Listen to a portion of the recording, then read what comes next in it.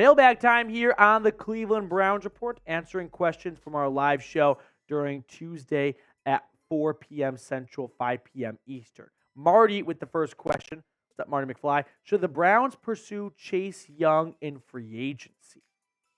Good question. I know Chase Young has a lot of the hearts of the Buckeye State because of his time in Columbus. Unfortunately, since his rookie season in the NFL, it has not been too glamorous. Like, tearing his ACL was definitely a factor, but there were some concerns about him as a leader and whatnot in that Washington organization.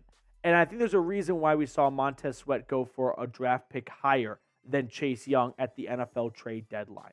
Now, the Browns are always looking to add some depth and some reinforcements to the edge rusher position. We saw them kind of come out of nowhere with that Zadarius Smith trade. So when it comes to adding more edge rushers, with Smith being a free agent and Myles and Okoronkwo and Isaiah McGuire and Alex Wright really only being the defensive ends under contract in 2024, I could see the Browns pursuing adding a defensive end. However, if Chase Young is going to command a much bigger market than he deserves just because he was a second overall pick and had a good rookie season, then I'm going to pass on Chase Young. If you can get Chase Young for cheap, yeah, then why not? I think Chase Young could have a high ceiling as a player. But no, I'm not interested in chasing after my tail, hoping Chase Young can be that guy his rookie season and add on to that. So I understand that's not going to be a popular opinion with Buckeyes fans, but that's my honest opinion. So would you sign Chase Young? Yes or no? Surface level, sure, I'm interested. But if I find out that the Browns made an offer that pays him, I don't know, say $13 million a season, that feels maybe even on the lower side, and another team offers him like $18 million, no, I'm not willing to go to $19 million for Chase Young. Joshua Miller, next one up. What's going on, dude? 2/3 of the way through the season, and knowing what we know now, which one or two things we could have done differently or would go back and change? Josh, excellent question. First thing that comes to mind is DeAndre Hopkins, actually. I think the Browns, if they had an opportunity to get in Marty McFly's time machine and go back in time, they would sign DeAndre Hopkins in the summer. Like, if you think about it, it's pretty wild to think that in the months of June and July, we were arguing about who's better, D-Hop or DPJ. D-Hop is a much better wide receiver now. He's always been a better wide receiver, but it's abundantly clear now to those who did not believe that over the summer. Sure, DPJ was coming off an 800-plus yard season. He was in his rookie contract. He was cheaper. He could have been a long-term fit for you, but ultimately, given Deshaun Watson's skill set of throwing it up to jump ball receivers, DeAndre Hopkins would have been a much better addition to this Browns offense. So I think that's one. And then there's trading Josh Dobbs. When Josh Dobbs got traded the second time to the Vikings, I remember talking to our Vikings host here, Patrick Seatman, and after a game or two, he was all in. And I was like, hey, just want you to know, like, it's going to come crashing down to earth, and it's going to come crashing down hard. And then we saw that out of Dobbs his last game or two, especially against the Bears on Monday Night Football. So I don't know if Andrew Berry would actually go back in time and change it. Like, the Browns won with P.J. Walker and a little bit of DTR, so I don't know how many results are flipped by having Josh Dobbs. And I think Joe Flacco is a better option for the Browns the rest of the way than Josh Dobbs is right now. Like, if you could pick one QB to have on the Browns for the rest of the season, would it be Flacco or Dobbs? I would take Flacco. Chubathon, next one up. Sign Jarvis Landry or a different wide receiver.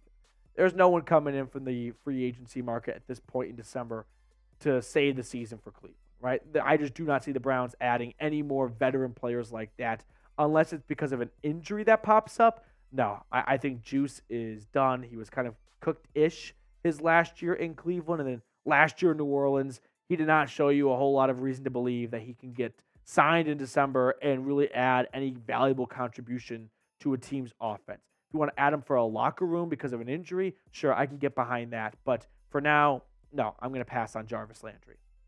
Now, before we get on to the rest of the questions on today's show, I want to give a shout-out to our sponsor, Prize Picks. If you're like, Petey, can you explain Prize Picks to me, Michael Scott style, like I'm 5 years old? Let me do that for you. All you have to do is pick more or less on player staff projections. And the more players you include in your entry, the bigger the potential winnings can be. So take Sunday, for example. I've got the more on all of these. Bryce Young's passing yards. Remember, After a team fires their head coach, there's always that interim boost. I see that coming for Bryce Young. I like the more on Matthew Stafford against the Ravens. I like the more on Drake London's receiving yards, under 50 for what I think is one of the most talented young wide receivers in our game. I like the more there. And then Javonte Williams, more on his rushing yards against a bad Chargers run defense. So go to prizepicks.com/CLNS. Use code CLNS for a deposit match up to $100 for first-time users. All that information is in the comments and description of today's video. That's Prize Picks, daily fantasy sports made easy. AFX Apocalypse, what about trading for Daron Payne? Well, no trades can happen until the new league year starts in March of 2024. And I don't see Washington trading Daron Payne 1 year later. One, he's been good for the Commanders this year, so it's not like they are dying to get a bad player off their roster. So if that's not the case, I don't see why Washington would be interested in moving on from a guy they just gave a big contract to. So this one, unfortunately, is going to go down to the graveyard of like 2021 to 2022 Browns rumors. Little Beam, should the Dawg Pound sign Jerrick McKinnon next year? An excellent receiving back. It's very difficult to talk about running backs for the Browns in 2024 without having a good idea as to when Nick Chubb will return. Like, I don't want to bet against Nick Chubb ever, but he only got his second surgery done a few weeks ago. So if it takes you, like OBJ took 12 months, and everyone's different, knees and everything, if it takes Nick Chubb 11 to 12 months to recover from a torn ACL, I mean, we're looking at a October-November return of 2024. Now, knowing Nick Chubb, it's probably going to be a faster timeline, but he still might miss the beginning of the year, and even when he does return, he might not be 100% the first few games back. So Jerrick McKinnon's a good receiving back, although I don't think he's a good fit for the Browns at this point of his career, given, he's a bit older, and, well, that's pretty much it. I'm just being extremely ageist. Icy Prods, what's going on, dude? Draft the Penn State running back. I am open to the Browns adding a running back in this draft as we just talk about running backs in general because, like, Jerome Ford has not shown us a ton. Singleton, right? Nick said, I was like, I can't remember his first name, Nick Singleton. I am open to drafting a running back just in general, whether it's Singleton or someone else. The Browns had their second-round selection. I don't think that should be used on a running back, but I could be persuaded into, like, a third or fourth-round pick being used on a running back. XX Epic Jet XX. If the Browns make the playoffs and lose in the wild card, would you consider that a successful season with all the injuries? I would. I know that's loser talk, but man, if I tell you in August the Browns are going to be starting Joe Flacco in December, you're probably thinking that team did not make the playoffs. So, given all the injuries they have sustained, even if they do lose, and that would suck, for this locker room to go to the playoffs and get a little bit of playoff experience, know what it's like that whole week in January preparing for a playoff game while the rest of the league is out there golfing down in Florida, that's an advantage going into next season to have that experience. So even if they lose in the first round of the playoffs, this is a loser talk here, I understand that, but I would not say this was a disaster of a year given all the injuries they sustained. Now, before we get on with the rest of our mailbag, make sure to subscribe to the channel. We're trying to reach our big milestone by Christmas, 30,000 subscribers. And right now, we got to 29,350. So I need 20 of you watching right now who have not subscribed to go ahead and do so. Tim Green, what's going on, dude? What is the status of Amari Cooper? Well, for everyone watching right now, we are recording this during our live show, which airs Tuesday at 4 p.m. Central, 5 p.m. Eastern. So I'm sure this answer is going to change throughout the week, but as of now, he is in concussion protocol, and, well, there's a very realistic chance he stays in concussion protocol and misses this Sunday's game against Jacksonville, but as I film on Tuesday, it's impossible to say what's going to happen on Sunday. Night Fright. Do whatever it takes to trade up to go get Marvin Harrison Jr. I know it'll never happen, but a guy can wish. At least you know. Listen, and I'm going to continue to say this because I'm that confident in it. My What's Your Best Take of the Year award is that the day after the draft last year, I said Marvin Harrison Jr. goes number 2 no matter who's picking.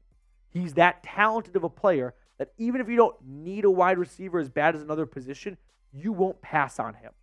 So whether it's like guess maybe the Patriots could go Drake May if the Bears go Caleb Williams, but I think Marvin Harrison goes number 2 pretty much no matter what. He's not getting past number 3 as long as, if Drake May goes 2 and number 1 is Caleb Williams, but I'm confident that Marvin Harrison does not get out of the top 3, and the Browns would have to trade their second-round pick this year, their first-round pick in 2025, which they finally get back, and probably their 2026 first-rounder, 2 firsts and a second to get up to number 3. Yeah, can't do it. But I appreciate the honesty. Ken G, can the Browns run the table and win out? And what's your prediction? They sit at 7-5. Their 5 games remaining are against the Jags without Trevor Lawrence, I think, as of right now on Tuesday. Against the Bears, very winnable. And then they've got the Jets. They got someone, and they have the Jets, and then they have the Bengals to round out the year. Who do they play after the Bears? That's why I can't remember right now. Quick Google search. After the Bears, the Texans on Christmas Eve. That's right. So that Texans game is looking like a tough game, to be honest with you. But can the Browns run the table and win out? Yeah. I mean, they could definitely knock off the Jags without Trevor Lawrence, or at least an injured Trevor Lawrence if he does play. They can beat the Bears. They can go down to Houston and beat the Texans. They're not unbeatable. They can definitely beat whoever's starting for the Jets at quarterback, and they can take care of Jake Browning and the Bengals. So it's not impossible to win out. Ultimately, in the last 5 games, I think the Browns are going to go 3-2. I think they're going to finish the year 10-7, and that should be, I say with 99% certainty, enough to make the postseason. Levi Mayfield, next one up on the show. Do you think Myles is actually hurt after first time in his career not recording a single tackle? He didn't just record a single tackle. Like, he was not on the box score whatsoever in the Rams game for the first time in his NFL career. Yeah, I think Myles Garrett is playing through something serious. Like, if Myles Garrett was a quarterback and he needed his shoulder a lot more than a defensive end does, I am sure we'd see Myles Garrett be shut down for the year. He's a warrior. He does not want to miss a snap. He does not want to miss a game. So I think Myles Garrett is playing through something, and I would not be surprised if after the year we get a little notification on a Friday afternoon in January or February that goes, Myles Garrett's getting a procedural cleanup shoulder surgery. Like, that's not a big deal to get shoulder surgery, but I think Myles Garrett is playing through something. Cool Guy Called Zone, last question. When will you do the mock draft video? Will it be during the final weeks of the NFL, regular season, the playoffs, or the off season? Yes. How about all 3? I probably won't do my first mock draft until after the season. Now, if the Browns get eliminated from playoff contention before Week 18, maybe I do that video then.